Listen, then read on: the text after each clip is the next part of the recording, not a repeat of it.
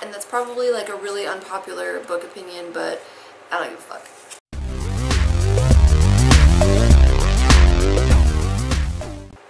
Hey, this is Megan in the restricted section. Today I'm going to be doing my May reading wrap-up. So, for the month of May, I read 5 books. I read 3 books on my Kindle, and I read 2 like physical books.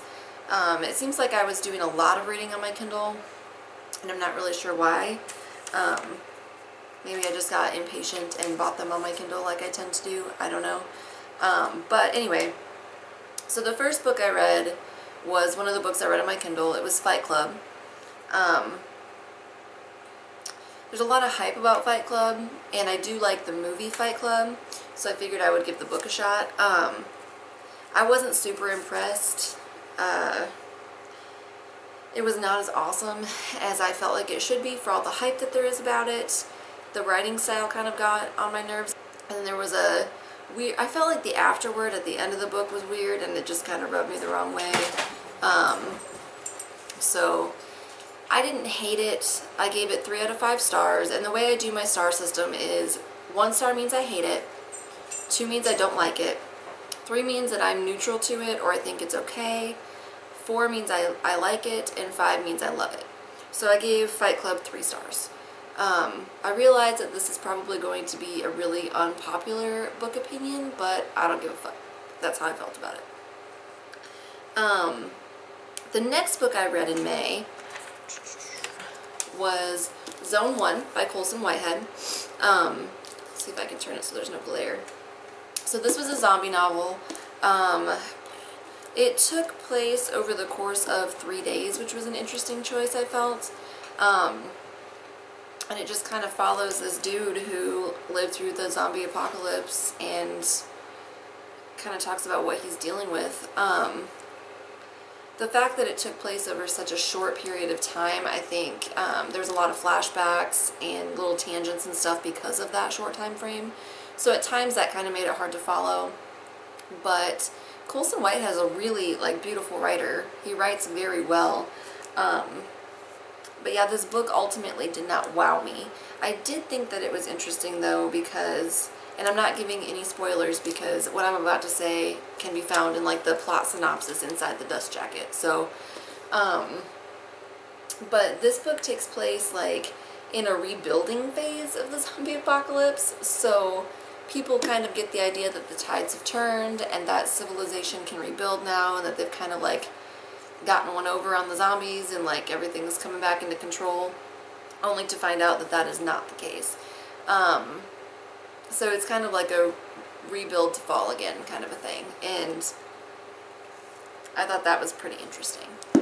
So like I said, didn't wow me. I gave it 3 out of 5 stars. It was decent.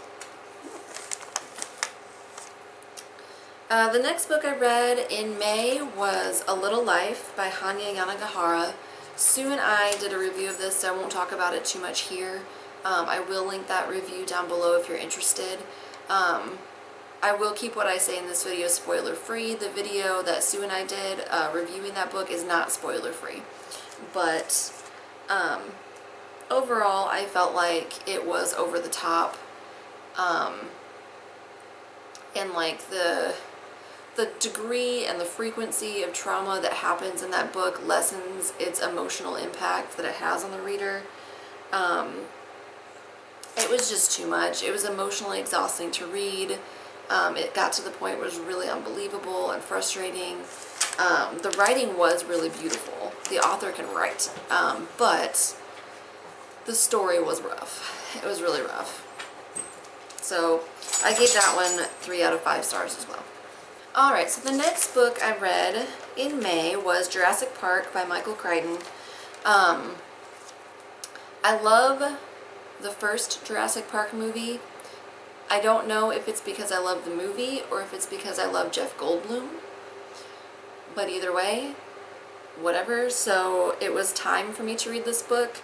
I actually read this book with Sue, Sam and Amber from the Drunken Library, and Erica from Perks of Books, and I'll link their channels down below also. We all read this book together, which was super fun. I had a really good time doing that. I had never done that before. So as we were reading, we kind of set a certain amount of pages to read a day and then talked about it in a little message on Twitter. So that was super fun. Jurassic Park was a really exciting story, and I was very interested to see what happened next. The writing is not great, and the dialogue is also not great. But despite those two things, the story itself is interesting enough that it kept me reading it and kept me interested in it.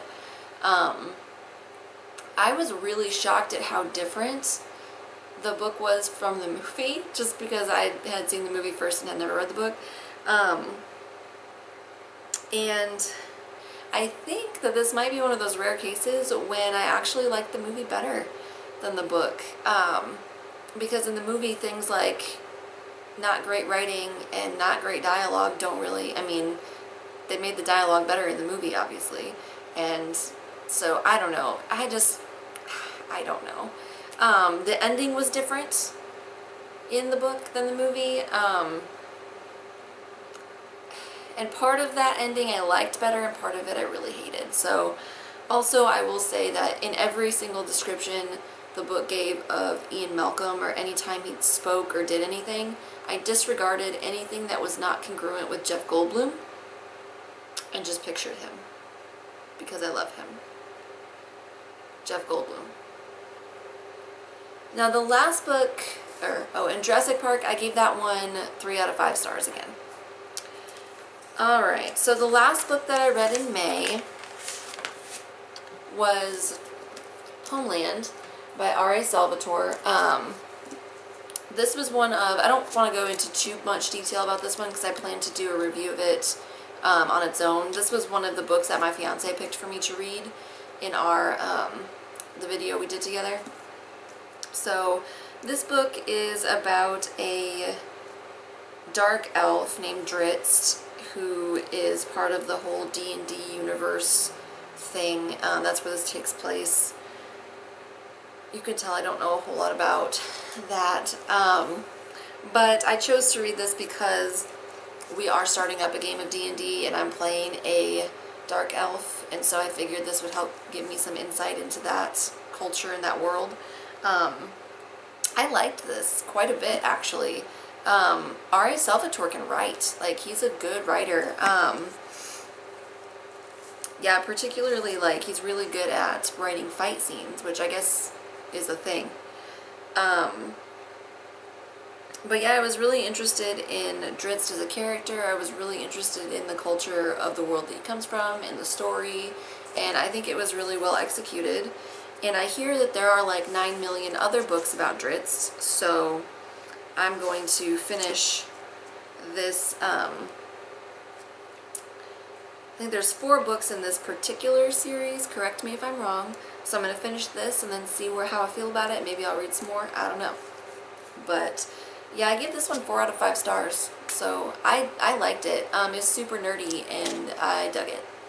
So those are the 5 books that I read in May. I found that I gave 4 out of the 5 books I read 3 out of 5 stars on Goodreads, so I guess I had, like, as far as how much I liked the books, I think I had a pretty average month.